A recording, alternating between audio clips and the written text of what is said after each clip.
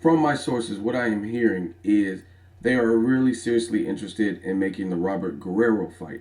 However, with Kell Brook's win over Sean Porter, which was a surprise to a lot of Americans, not really myself because I predicted Kell Brook to beat Sean Porter. So they're talking about Amir Khan versus Robert Guerrero. I want to give you my opinion on that. What up, Fight World? It's your boy Ego, and I'm back with some more boxing. And I hate to say I told you so, but I might make a segment called I Told Y'all So.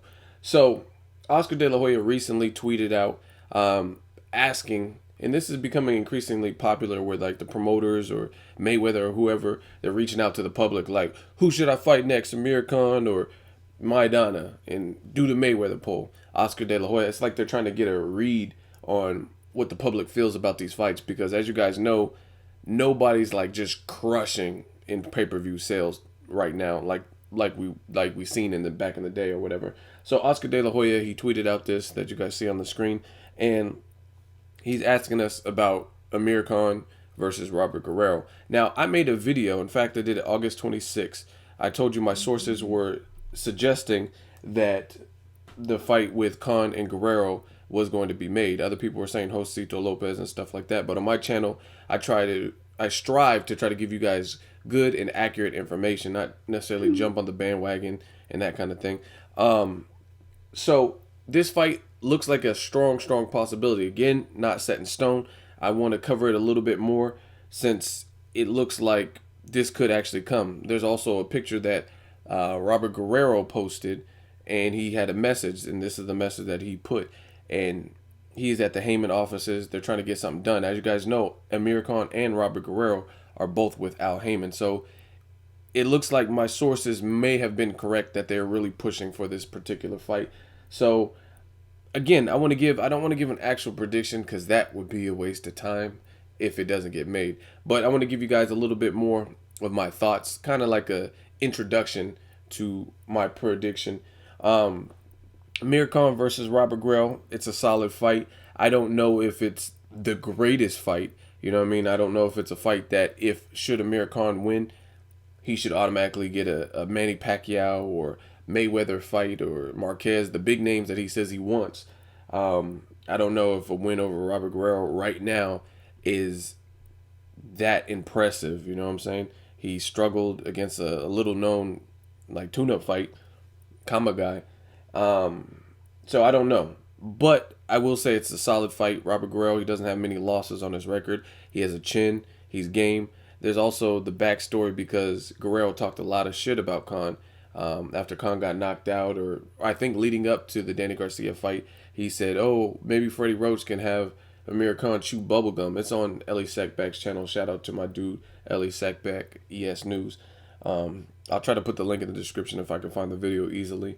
So there's a little bit of shit talking. So we'll see if Robert Guerrero can live up to all the shit he was talking about Amir Khan. Now, this is an interesting fight, and why I think it's a solid fight is because there's a lot of variables that make this interesting. Khan doesn't have the strongest chin, and that's what some people always refer to, but he possesses excellent in and out boxing ability, and at range, he's very hard to deal with.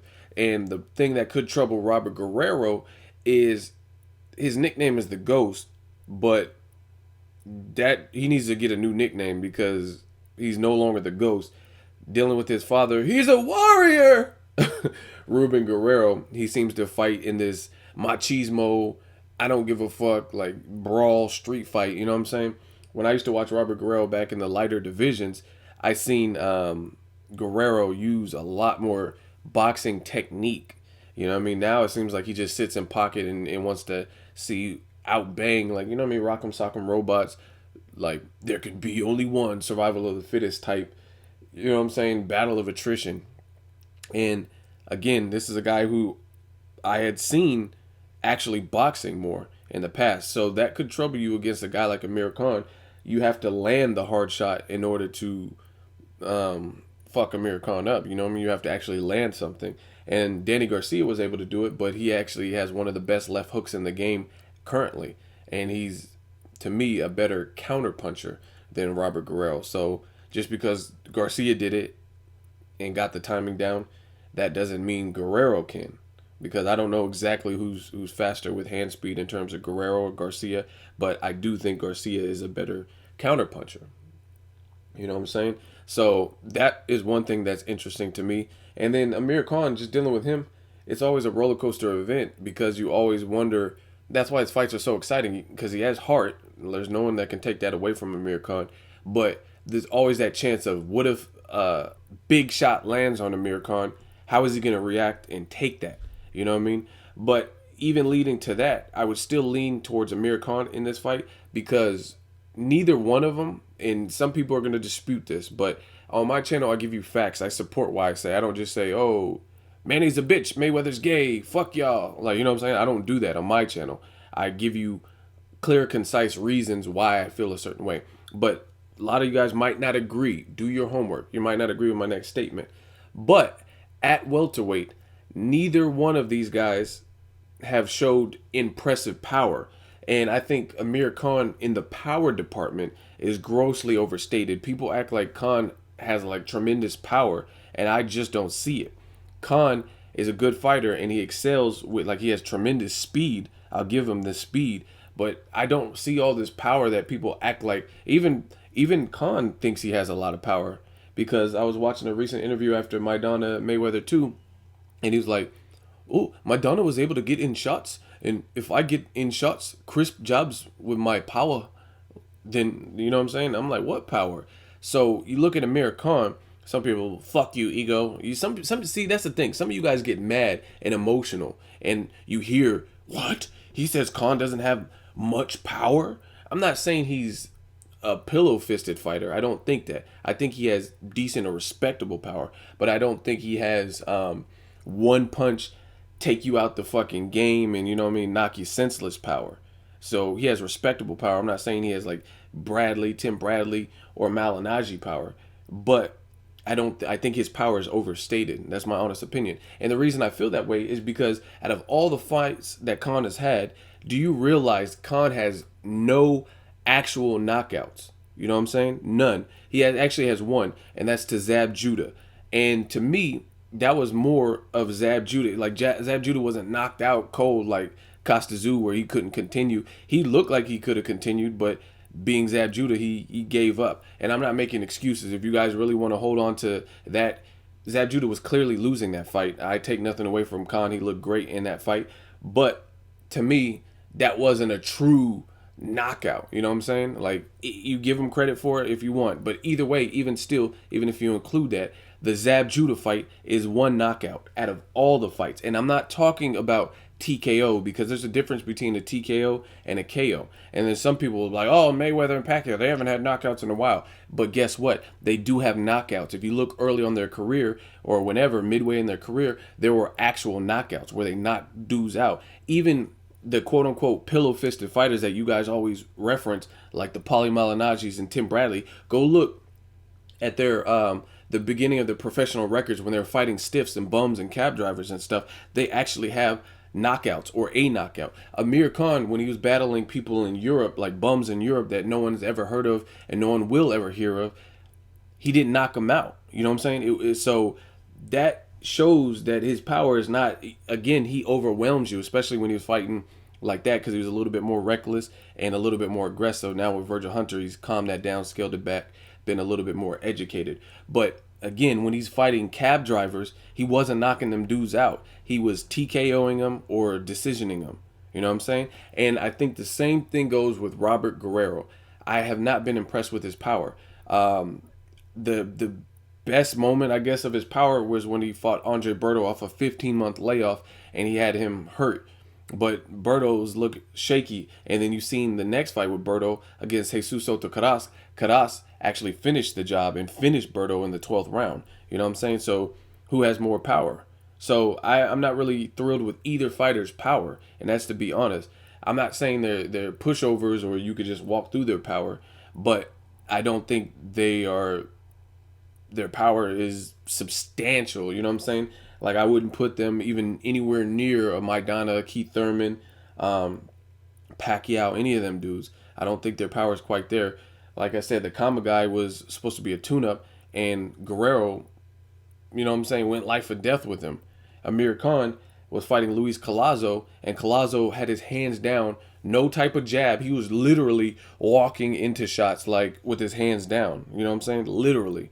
And he got knocked down and dropped. But he, you know what I'm saying? He at one point he was just clearly walking. Do that to Maidana.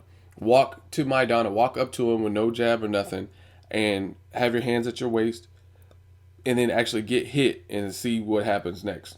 You know what I'm saying? So there's a lot of good variables with this fight. I definitely am okay with the fight. I think it would be a good fight and a good statement. Again, the roller coaster effect with Khan's chin. Will it be able to hold up to the test of Robert Guerrero? Maybe he can impress me. I mean, I don't know. This is only his second fight at welterweight. See, another thing that's interesting to me about this is Khan is overwhelming, and I think he could definitely outbox and outspeed and frustrate Robert Guerrero. But Robert Guerrero does have a chin. He has a tough chin. So can Khan honestly, I mean, he can break up his face and tear up his face with leather, you know what I mean, maybe cause a cut, which I haven't seen Khan do in a little while. But can he actually hurt Robert Guerrero? And that's the thing. When you got a guy who's tough, when he has heart, and you can't really hurt him, then you have to do more. So I'm anxious to see this because it's all a cat and mouse game. You know what I mean? Amir Khan would be the cat, and Robert Guerrero would be the mouse. You know what I'm saying? And really see who gets off first. And like if Guerrero could cut off the ring on someone like Amir Khan, who probably a bit taller than him, more movement, faster, better at range and stuff like that, and see if and this is another thing that's interesting to me.